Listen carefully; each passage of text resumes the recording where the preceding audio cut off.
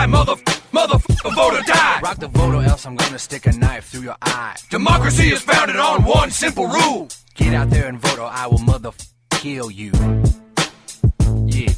Vote or die, mother, vote or die. You can't run from a 38, go ahead and try. Let your opinion be heard, you gotta make a choice. Cause after I slit your throat, you won't have a voice. Vote or die. Vote or die.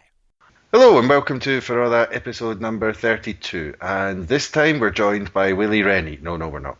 He didn't make the grade. So we're actually joined by Andrew as usual. How's it going, Andrew? Hello, yeah, I'm not bad. I'm back in Glasgow, and I should say, in the interests of transparency, that I am podcasting today with a beard. And if anyone wants to tweet about that and discuss my sartorial choices alongside those of Jeremy Paxman, I'm very happy to go toe-to-toe in defence of a hirsute Fizzog. Fair enough. And we're also joined by Juliet Swann, who is a feminist environmentalist who happens to work for the Electoral Reform Society. How's it going, Juliet? I'm okay. I'm still a little warm. I could do with some rain. Yeah. And before we get to the first real topic of this week, I think I can't let it go that Willie Rennie seems to, and that's why I made my little Willie Rennie joke at the start, I can't let it go that Willie Rennie seems to think that the reason people would want nuclear weapons out of their country is solely to undermine another country. Have you any thoughts on this somewhat fantastical thoughtscape from Willie Rennie, Andrew? Oh, well, I don't think it's Willie Rennie's thoughtscape. I suspect it's one he's borrowed from somebody else. One of the rather crueler witticisms or spiteful comments that I make about an acquaintance of mine is that most of his thoughts are filtered through two minds before he utters them, neither of which are his own. I dare say that may apply to Willie Rennie, who generally comes off as quite a nice little creature in a kind of in a list MSB who got scraped in by the skin of his teeth kind of way. That two minds comment reminds me of something you could say about Nigel Farage. His cultural development stopped when the Angles met the Saxons, but I was quite like that one. But Juliet, did you have any ideas on this Willie Rennie and his bizarre world? I think Willie Rennie is in quite an invidious position, being the leader of a group of 5 MSPs in Scotland, and a Scotland who vehemently voted against a Tory government at Westminster, and yet his party chose to go into coalition with them in order to give us a Tory government. So I think he finds himself sort of defending the indefensible a lot of the time and stumbles at it, shall we say. Our first topic for this week is something we'd asked Juliet to come on and talk about, because as part of your work at the Electoral Reform, I believe you've got an inquiry, Democracy Mac. Say that it's going to be unveiled at the book festival a week on Monday. And so can you explain to people what it's about? Because I'm sure some of our listeners know what it's about, but there'll be a few who don't as well. Of course.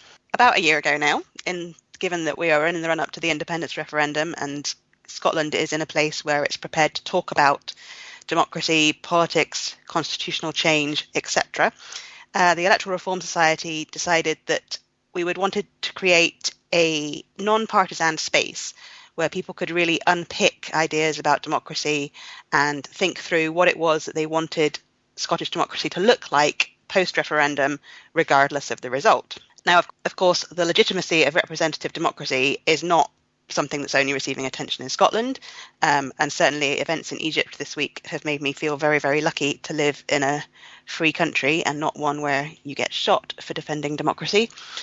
About a year ago, we sat down and we thought, well, we know what journalists think about the independence referendum and constitutional change. We know what elites think. We know what politicians think. We know what the chattering classes think. But do we really know what real Scots think and what their ambitions and aspirations are for Scotland? So in order to try and figure that out, we invited everyone across Scotland to apply to come and join us for a day-long deliberative conversation about Scotland's future democracy. Now, obviously, this is a broadly self-selecting group of people who are going to give up a Saturday in July to talk about democracy for a whole day. But nonetheless, we sort of profiled their age, their occupation, their location and gender, and political party, and brought about 80 people together.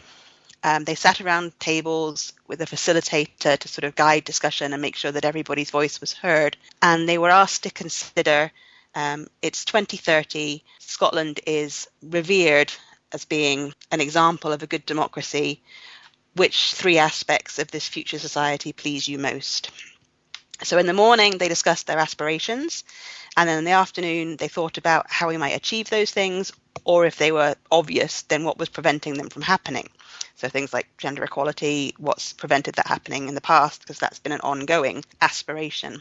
Having come up with a variety of really quite inspirational ideas, including a citizens' chamber to act either as a second political chamber for the Scottish Parliament or as some sort of roving policy and accountability chamber, along with abolishing political parties, which obviously was sort of impossible, but getting to the root of why they thought that was really quite interesting, and saying, how upset they were with the way the political party machine worked. Other ideas they had, they really were into improving local democracy and making sure that people got a proper say at the local level and understood how decisions were made at the local level, and that people were informed and were able to participate in a constructive way rather than just a tick box exercise, whether that was consultation or just the regular 4-year vote. As I said, some of those ideas were a little bit off the wall. So we took, which is fine. That's what we were looking for. Yeah. We wanted, really out there, blue sky thinking, sort of, if anything could happen, what would you want? Well, you can't say that without giving us a mad one. Well, the abolishing political parties was the one that we got in. One that didn't get into the report that was brilliant was in 2030 Scotland had won the World Cup, which I thought was nice, but impossible. So we took all of the ideas that they'd come up with, except for some of the more completely balmy ones that weren't actually related to democracy, and asked round tables of invited participants. So these varied from academics who are experts in the field to people who are practicing some of the ideas that we talked about, so people who are engaged in more participative forum for democracy, to activists who work on the fringes of political parties, to just citizens who were interested in talking about democracy. No politicians. We excluded them point blank from the outset. And so we've spent the rest of the year really sort of delving into some of those issues, trying to think about which ones are feasible, which ones are not, but why they may not be, and if they're not, what lies beneath the desire for that ridiculous idea, like what actually. So as I said, with abolishing political parties, if that's not feasible, is there something beneath that we can get at that could change the way people think about political parties? The answer may be no. But we spent a year having those conversations, gathering that information, doing some background research on other initiatives that are taking place around the world in a similar way. And yes, the whole full report will be published in a week or so. I feel like it's my baby. And we shall see what the world makes of it. And I guess the idea is that we want to really sort of challenge not just politicians, but also decision makers, commentators, people who have a forum to say why they think these ideas aren't possible. Like, why can't we look towards some of these more radical interventions, and how would they go about making them happen regardless of the result of the referendum? Because I think that's just so important. Everybody we've met has been so excited that we're having this conversation, and it's just, my fear is that it stops on September the 15th, 2014, and I don't want that to happen. One of the things that came up as one of the proposals is a citizens' chamber, and you mentioned it there, and we talked about it when we had Carolyn Leckie on a couple of weeks back.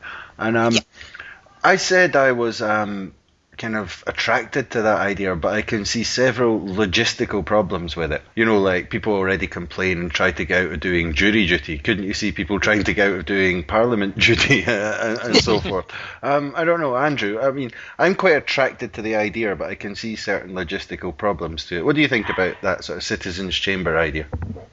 Yeah, I don't know. I mean, instinctively, I agree with lots of what Carolyn was saying the other week about about the fact that it's terribly pretentious for members of parliament to say, well, of course, your average punter couldn't understand, like us, sort of Olympian legislators, how complex everything is. And actually, I mean, not to be unkind about it, but following what Holyrood does in its committees, many parliamentarians have absolutely no idea, or if they do, they conceal their knowledge terrifically well under a sort of unpierceable gauze of ignorance. So another idea from the People's Gathering was that MSPs should get ongoing training.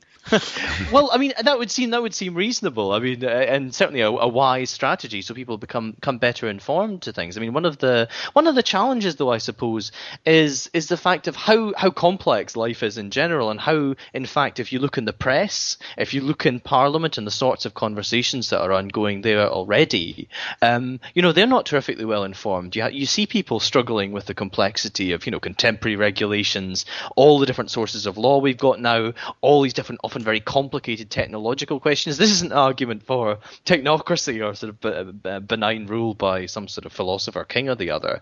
But I suppose these are incorrigible uncertainties which attach to a citizens' assembly as well.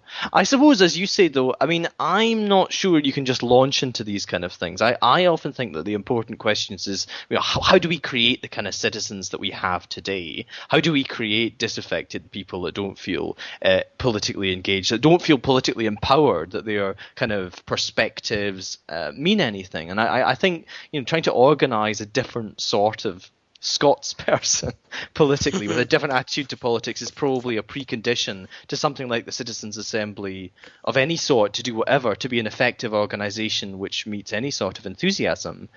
I mean, that's one of my reasons why the kind of scandal enthusiasm, the kind of obsession with sort of say, well, just do what Sweden does, it doesn't seem terribly convincing, because we don't look really closely enough about, well, what kind of attitudes to politics and the state and participation do we find in different sort of states and countries. And I think those are kind of important building blocks before we get into sort of the idea of creating a rather grand sounding participative assembly. I think this is the thing. It's about going back to basics and saying, I mean, politics is broken. This is a fact in this country. It's just not working properly. So few people turn out to vote. Fewer people really know what's happening in the political arena or who's making decisions on their behalf and how. And we discussed that aspect of participation quite over two sets of roundtables early on in the process. And that's actually where the Citizens' Chamber idea gained the most traction, as a way of trying to re-involve people and make sure that they could, Leslie Riddoch had a term which was exercise their democratic muscle and learn how to participate in the process. And the thing with the way that participative democracy has developed, it means that citizens' chambers aren't sort of as simple or straightforward as maybe people think they are, but they're more twofold aspects of learning. One where citizens receive information from experts across fields, which was what happened in British Columbia when they had the Citizens' Assembly on voting reform, but also that they genuinely talk amongst themselves. And because you're talking out of context and, without elites powering in on you and persuading you that they're better than you are or they're more informed than you are, it becomes a process where you develop your opinion as a group and come forward with, a range of ideas.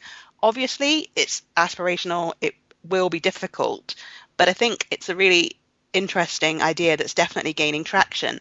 And in places like Porto Alegre in Brazil, they use participatory budgeting very successfully, with basically small communities just deciding how they're going to spend government money by themselves without interference from politicians. I think, Juliet, you're entirely right. I mean, and there is this kind of interesting relationship between sort of the chicken egg sort of relationship, and how you find mechanisms to build people up into feeling confident. Because we've in our kind of broken political system, as you put it, we have people who are confident, who go out there, who put themselves about a bit. It's not, we don't lack sort of people with confidence. It's about, well, who's confident, who's being kind of built up to feel that they have a democratic muscle, wherever that might be located in one's anatomy.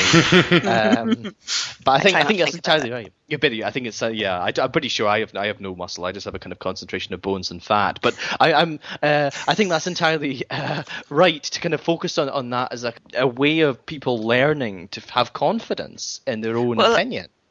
I've been really interested, as I said earlier, I've been curating the Women for Independence Voices Twitter account this week because it's a space for yes and undecided women, and I'm still undecided. And it's been interesting how many people do identify the improvements in politics in Scotland related to the more proportional voting system, and therefore people feel that their vote counts more, which is interesting for a variety of reasons as someone who works for the Electoral Reform Society. But it's also of interest to me because then we still have low